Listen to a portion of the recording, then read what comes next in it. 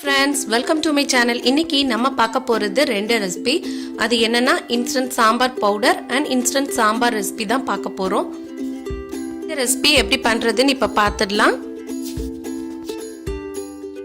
தேவையான பொருட்கள் என்னன்னு பார்த்துடலாம். 2 கப் துவரம் பருப்பு எடுத்துர்க்கேன். அதுக்கு 3/4 கப் மல்லி எடுத்துக்கணும். ஒரு 20 மிளகாய் வத்தல் எடுத்துக்கலாம்.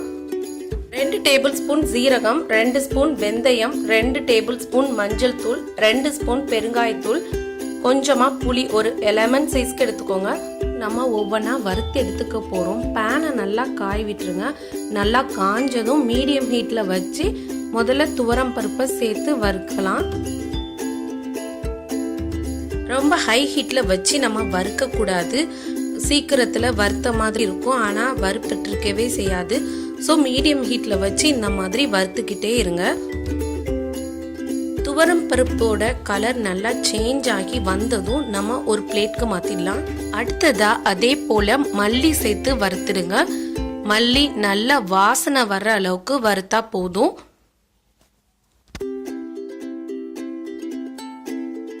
மல்லியோட நிறம் மாறி நல்லா வாசனை வந்ததும் நம்ம பிளேட்க்கு மாத்தி கொஞ்சம் ஆற விட்டுறலாம்.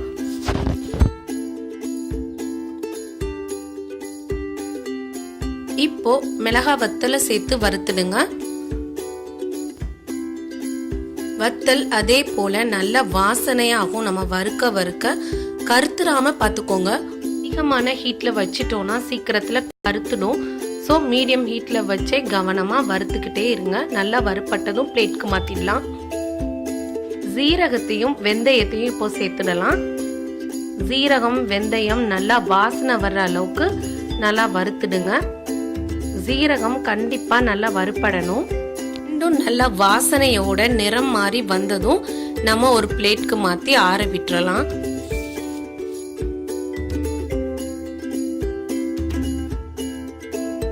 அடுத்ததா மஞ்சள் பெருங்காயத்தூள் சேர்த்து சும்மா ஒரு 2 நிமிஷம் நல்லா வறுத்துடுங்க.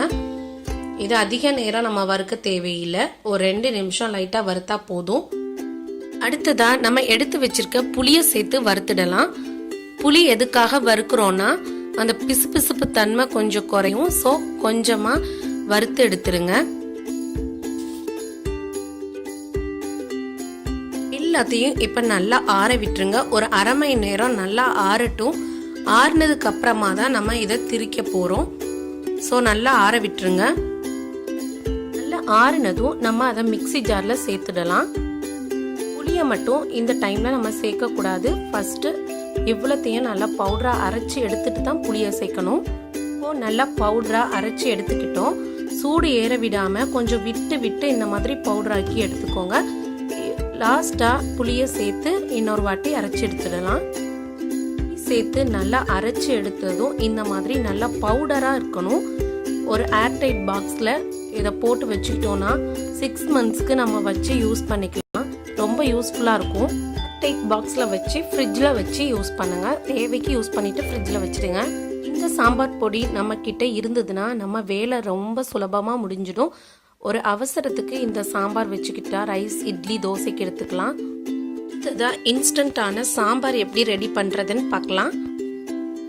2 டேபிள் ஸ்பூன் எண்ணெய் சேர்த்து காய விடுங்க. எண்ணெய் நல்லா காஞ்சதும் 1 ஸ்பூன் கடுகு, கொஞ்சமா உளுந்து, கொஞ்சம் பெருங்காயத்தூள் சேர்த்து வதக்கிடலாம்.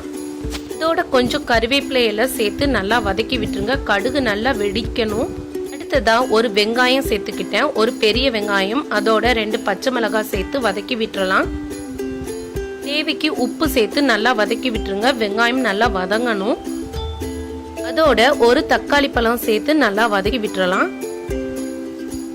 இப்போ 2ல இருந்து 3 டேபிள் ஸ்பூன் சாம்பார் பொடி சேர்த்து நல்லா வதக்கி விடுங்க. தேவையான அளவு தண்ணி சேர்த்து நல்லா கொதிக்க விடலாம்.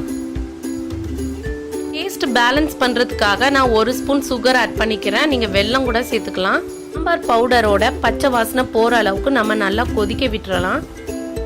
இது இன்ஸ்டன்ட் சாம்பார்ங்கிறதுனால நம்ம வெஜிடபிள்ஸ் எதுவுமே சேர்க்க வேணாம். சேர்க்காமலே சாம்பார் ரொம்ப நல்லா தான் இருக்கும். லாஸ்டா கொஞ்சம் கொத்தமல்லி இலை நிறையவே சேர்த்துடுங்க. நல்லா கலந்து விட்டு ஸ்டவ் ஆஃப் பண்ணிடலாம். நம்மளோட இன்ஸ்டன்ட் சாம்பார் ரெடி ஆயிடுச்சு. இந்த சாம்பார் பொடி நம்ம கிட்ட இருந்ததுன்னா ஜஸ்ட் 10 மினிட்ஸ்லேயே சாம்பார் ரெடி ஆயிடும். இது ஒர்க் போகிற லேடிஸ்க்கும் பேச்சுலர்ஸ்க்கும் ரொம்ப யூஸ்ஃபுல்லாக இருந்திருக்கும் இந்த ரெசிபி உங்களுக்கு பிடிச்சிருந்தா லைக் பண்ணுங்கள், ஷேர் பண்ணுங்கள், மறக்காமல் சப்ஸ்கிரைப் பண்ணுங்கள். தேங்க்யூ.